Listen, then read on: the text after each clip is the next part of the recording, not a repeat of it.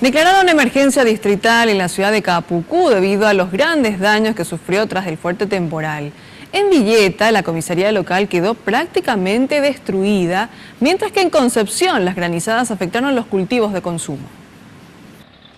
En la ciudad de Capucú, departamento de Paraguarí, las viviendas de unas 100 familias sufrieron daños en su estructura. A pedido del intendente de la ciudad, la Junta Municipal declaró emergencia distrital. Por otra parte, en Villeta, la comisaría 51 de PKE quedó prácticamente destruida. Según el comisario Gustavo Rivas, están de igual manera cumpliendo con el servicio para 300 familias de la compañía. La comandancia de la policía ayuda en las tareas de reconstrucción.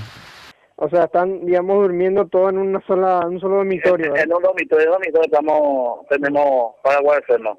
Ah, pues, y ahí pusieron todas las cosas también que se mojaron, ¿verdad?